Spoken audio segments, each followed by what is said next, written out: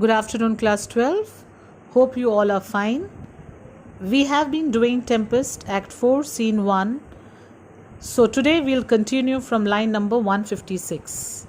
In the previous classes, we studied how Prospero had told Ariel to arrange a masque for the beautiful couple, Ferdinand and Miranda. And in the midst of this celebration, he suddenly remembers Caliban and the treacherous plot he made with Stefano and Trinculo.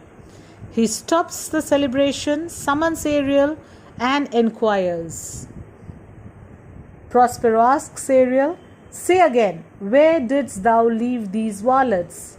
That is, where have you left those rascals, Ariel?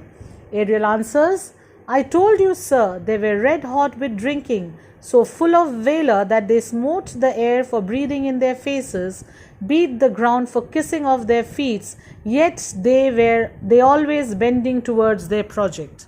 Ariel says, as they were fully drunk and not in their proper senses, they bravely aimed their blows in the air that blew in their faces. They stamped the ground for kissing their feet, yet they were busy conspiring to murder Prospero. Then I beat my tabor, and which, like unbanked colts, they pricked their ears, advanced their eyelids, lifted up their noses as they smelt music. And so when Ariel started playing his tabor, a drum-like musical instrument, hearing the sounds, the three started following the music like untrained colts. They pricked their ears, lifted their eyes and nose.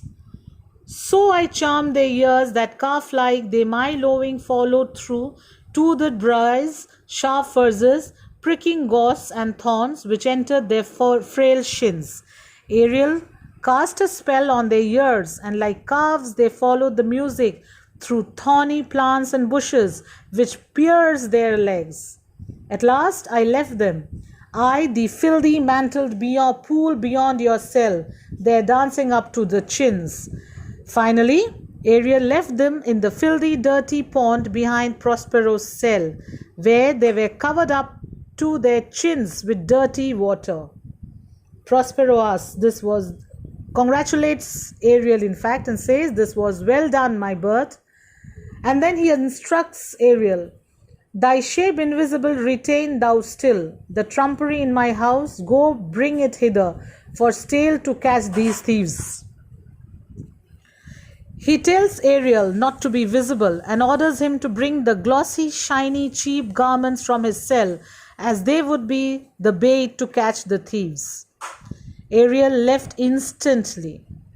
As Ariel leaves, Prospero says to himself, "A devil, a born devil, on whose nurture can never stick, on whom my pains humanly taken all lost, quite lost." Prospero says, "Caliban is a devil, a born devil. He tried to civilize and educate him, but that was of no avail. His efforts have all gone wasted. And as with the age his body uglier grows, so his mind cankers. I will plague them all even to roaring." Prospero then says, with age his body was growing uglier, and so was his mind. Prospero now decides to torment the three till their body aches.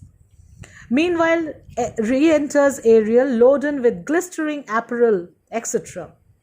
Seeing that, Prospero orders Ariel, "Come, hang them on this line." He tells Ariel to hang them on the lime tree. Ariel follows the instruction. Prospero and Ariel remain invisible. Enter Caliban, Stefano, and Trinculo, all wet. As these three enter into the scene right now, Prospero and Ariel remain invisible. Caliban speaks. He says to Stefano and Trinculo, "Kindly walk quietly, that is, pray you tread softly, that the blind mole may not hear a footfall. We now are near his cell." He instructs Stefano and Trinculo to walk quietly so that the mole-like old man Prospero doesn't hear their footsteps as they were nearing his cell. Stefano was very annoyed. He shouts at with Caliban and says, "Monster, you fairy which you say is a harmless fairy, has done little better than played the jack with us. Do you hear, monster? If I should take a displeasure against you, look you."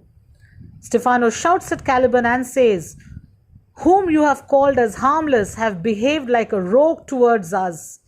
He calls out Caliban as a monster and warns him, if Stefano gets annoyed, then, but Trinculo speaks in between and completes the line and says, "Thou were but a lost monster." That means you would be a ruined monster. Caliban was very scared and says, "Good my lord, give me thy favor still. Be patient, for the prize I'll bring thee to shall hoodwink this mischance. Therefore speak softly, all's hushed as midnight yet." Trinculo got very scared because Stefano and Trinculo were annoyed at Caliban. So Caliban got very scared. So Caliban says, "My good lord, be patient. The reward that you will get will make up for all the trouble that you are facing now. Speak softly. Everything is silent around as if it is midnight."